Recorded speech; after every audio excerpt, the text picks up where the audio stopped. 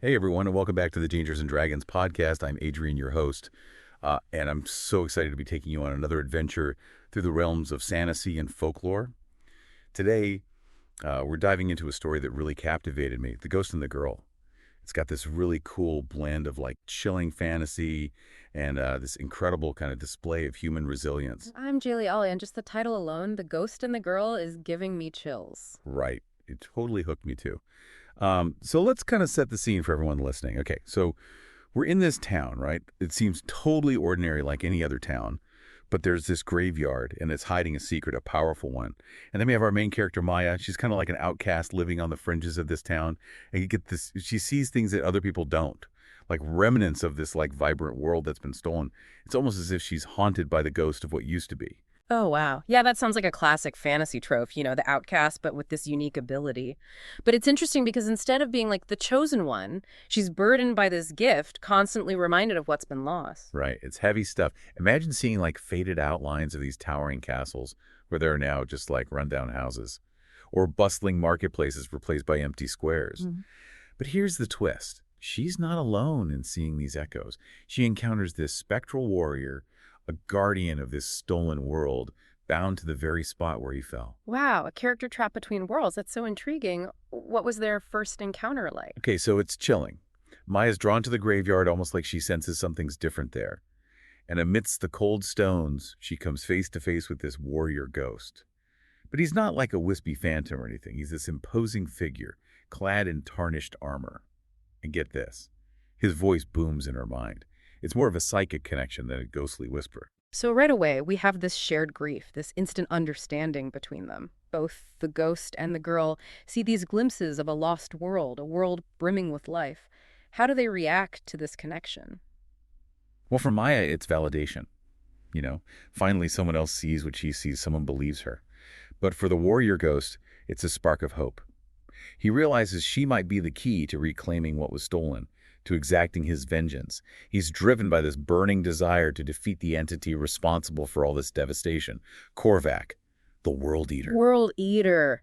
That name sends shivers down my I spine. know, right? It's intense. Yeah. Korvak doesn't just conquer worlds, he consumes their energy, their very essence. It's like he sucks the life out of them, leaving behind these empty shells like husks of fruit. I mean, to talk about a power move, but also super creepy. It reminds me of those classic fantasy villains who feed off life force for their power. There's something deeply unsettling about that idea of something consuming not just our physical world, but the very energy that sustains us. Totally. And this becomes the driving force for both Maya and the warrior ghost. They form this unlikely alliance, a living girl ostracized by society, and this spectral warrior consumed by vengeance.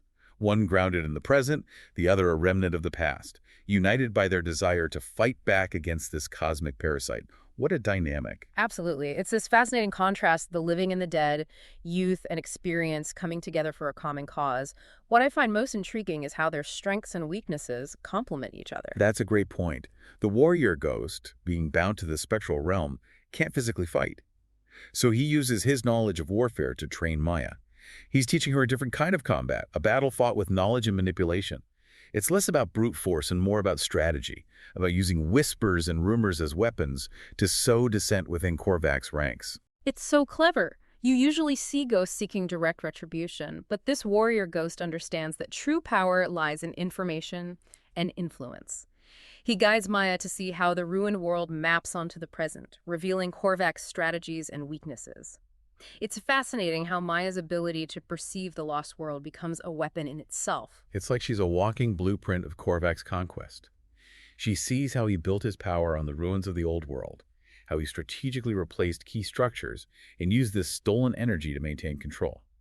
This understanding gives them the leverage they need to strike back. This really underscores the idea that sometimes the most powerful weapons aren't physical. Knowledge, perception, the ability to connect seemingly unrelated pieces of information, those can be far more potent. It's like a mental chess match, each move about exposing the truth and chipping away at the enemy's control. And that brings us to the turning point.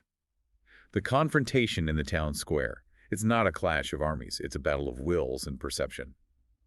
Maya, empowered by the warrior ghost's guidance and fueled by her own growing defiance, stands before Korvak. She's challenging his authority and exposing his deception to everyone. This is where Maya's journey of self-discovery really shines. He transforms from an ostracized girl into this beacon of truth, a symbol of resistance against tyranny. It's a powerful moment that speaks to the courage it takes to speak truth to power, even when facing overwhelming odds. Absolutely. It's an incredible scene. The square is packed with Korvak's followers, completely oblivious to the truth about their leader and the stolen world surrounding them. But Maya, with the warrior ghost's voice echoing in her mind, sees through the illusion.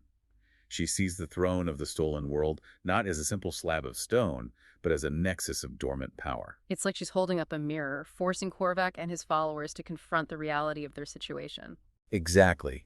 And it's not just her words that have an impact, but her gaze, her unwavering defiance, channeling the warrior ghost's rage. It's the culmination of their shared struggle, and it starts to chip away at Korvak's control.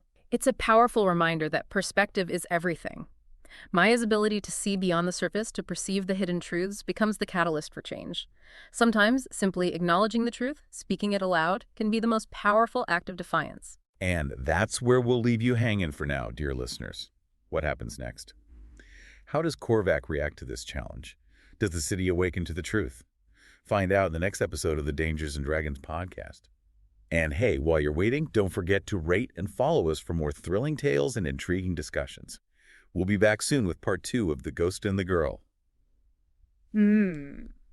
Welcome back to the Dangers and Dragons podcast. So last time we left off with Maya Wright, standing defiantly before Korvak, the World Eater, right in the middle of the town square. And her ability to see that overlay of the stolen world, that hidden layer of reality, it had started to crack his carefully crafted illusion and really plant those seeds of doubt among his followers. Ugh, the tension was so thick you could cut it with a knife. You could practically hear everyone in the square holding their breath as Maya's words echoed around them. And remember, she's not just a girl anymore. She's become this conduit for the warrior ghost's rage, a living symbol of resistance. Right. It's like this tiny fly landing on a giant's nose. Annoying, unexpected, and potentially very disruptive. Here's Korvak, this being who devours entire world, and he's momentarily thrown off balance by this seemingly insignificant girl. He just can't grasp how she could even pose a threat to him. And that flicker of uncertainty, that crack in his composure, it's all it takes to weaken his control. Because remember, the warrior ghost is bound to the spectral realm. He can't physically fight Korvak, but he can make one final powerful move. It's not about brute force, it's about revelation. He uses the last vestiges of his energy to tear down that illusion that Korvak has so carefully constructed around the town. It's a truly breathtaking moment. Picture the city frozen in that moment of confrontation, Maya's voice ringing out, Korvak faltering, and then the world shifts. The illusion crumbles away like a shattered mirror, and the stolen world beneath it is revealed. The imagery is just incredible. The drab buildings, they kind of fade away, and in their place are the remnants of that stolen world. Not in their former glory, of course, but scarred, weakened, yet undeniably alive. It's like the city itself is gasping for breath, struggling to reemerge after being suppressed for so long. So how does Korvak react to this sudden unveiling? He must be furious. Oh, he is beyond furious. But it's not Maya or the crowd that he screams at in rage. It's the sight of his prize, this world he'd meticulously drained now fighting to break free. His control is slipping away, his carefully constructed illusion shattered. It's a classic case of hubris. Yeah.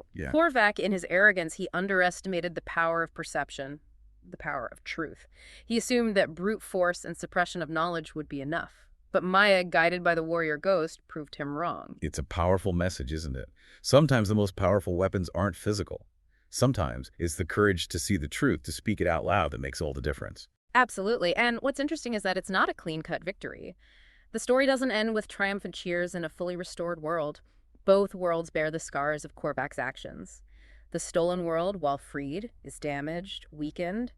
And the town where Maya lives? Well, it's forever changed by this revelation. Exactly. The story ends on a note of bittersweet victory.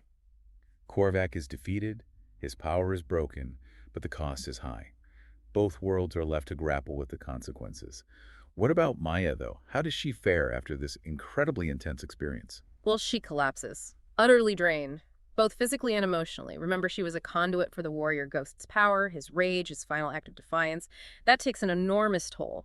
But she's changed. She's no longer that isolated, ostracized girl. She's faced down a world-devouring tyrant and helped to free a stolen world. And the warrior ghost? What becomes of him? He doesn't vanish completely, but his presence fades. He's no longer that commanding voice in her head.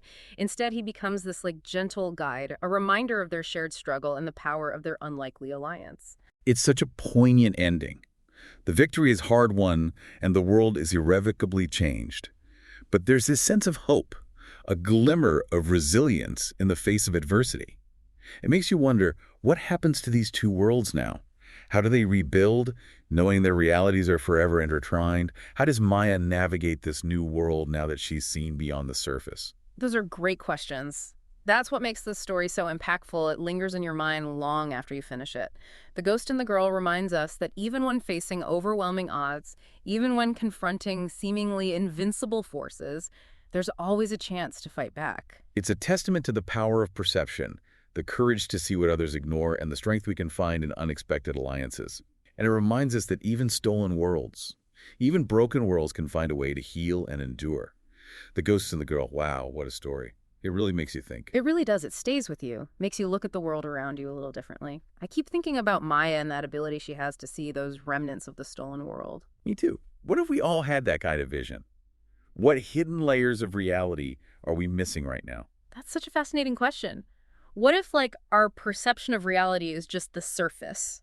Like the tip of an iceberg. What if there are other worlds, other dimensions existing just beyond our normal senses? It's a mind-blowing thought. It is, isn't it? Think about all the stories and myths about hidden realms and parallel universes and alternate realities. What if there's some truth to those tales? It opens up a whole world of possibilities, and it ties back to one of the core themes of The Ghost and the Girl, the power of perception. Maya's ability to see beyond the surface, to perceive the truth that others miss, is what ultimately allows her to challenge Korvak and break free from his control. It reminds us that we shouldn't always take things at face value. Sometimes the most important truths are hidden in plain sight, just waiting for someone with the right kind of vision to uncover them. And it's not just about seeing with our eyes, right? It's about seeing with our hearts and minds, too. It's about questioning assumptions, challenging the status quo, and being open to different perspectives. Exactly. It's about nurturing that curiosity, that willingness to look beyond the obvious and explore the unknown. Who knows what wonders we might discover if we just open ourselves up to the possibility. The Ghost and the Girl also highlights the importance of resilience. Maya and the warrior ghost have both faced incredible loss and hardship, but they find the strength to keep fighting, to stand up for what they believe in, even when the odds are stacked against them. It's a powerful message, especially in a world that often feels overwhelming and chaotic. Right. It reminds us that even small acts of defiance, small acts of kindness can make a difference. Absolutely. And it emphasizes the power of connection, of finding strength and support in unexpected places. Maya and the warrior ghost, they form this truly unique alliance, bridging the gap between the living and the dead. Their bond shows that even in the darkest of times, we can find solace and strength in each other. It's a reminder to cherish those connections we have and to be open to forming new ones, even with those who seem different from us. The Ghost and the Girl is a story that challenges us to look deeper, to think differently, and to embrace the power of our own perceptions. It's a story that reminds us that even in a world filled with shadows, there's always a glimmer of hope, a spark of resilience waiting to be ignited. It leaves us pondering the mysteries of our world, the unseen forces that shape our lives, and the potential for change that lies within each of us. What a fantastic journey this has been. It has, and it's just one of countless stories waiting to be discovered, in the vast and ever-expanding world of fantasy. So, dear listeners, keep exploring, keep questioning, and keep those imaginations firing. And don't forget to join us next time for another thrilling adventure right here on the Dangers and Dragons podcast. Thanks for listening.